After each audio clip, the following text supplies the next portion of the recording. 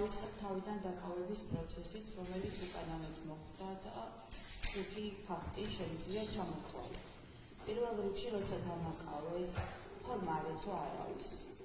არ წარმოიდგინეს თავი და დაკავებამდე წამართვეს ტელეფონი, იყო ბევრი ხალხი, ვერ ხვდებოდი რა ხდებოდა და არც ბრალი არ წაუკითხავთ და მე ვიცი, რომ დაკავებისთანავე მაქვს დარეკვა ახლობელთან და ადვოკატთან, არ დამარეკინეს დიდი ხნის განმავლობაში, დაახლოებით 2-3 საათი.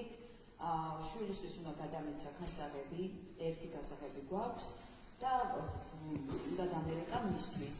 და აი ამ პროცესში ბევრი ხალხი უცბად ბიდექი გაჩერებაზე, სამარშრუტოდ ტაქსი ველოდებოდი და გამომგლიჯეს ხელიდან ეს ტელეფონი, არ ვიცი რამდენი ვთქვი. ხო, ბრალი არ წაუკითხავთ ჩემთვის დაკავების პროცესში.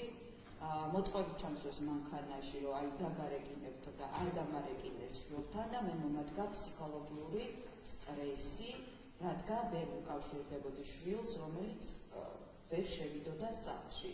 და ეს გაგრძელდა პოლიციაში მიხვანისას არ მომცეს შვილთან დარეკვის საშუალება. გამახსენდება და დავამატებ კიდევ. გინდა გოგონა, რომელიც მეგონა მეზობელი და იღებდა ტელეფონით, აღმოჩნდა პოლიციელი ამ დაკავების ჯგუფიდან და როგორც მე ვიცი კანონით, მობილურით გადაღების უფლება არ აქვს პოლიციელს, უნდა ჰქონდეს სამხრე კამერა. და ასევე ცინიკური დამოკიდებულება თვითონ პოლიციის შენობაში ამას ახლა თავშევიკავებ ამის მოყოლისგან.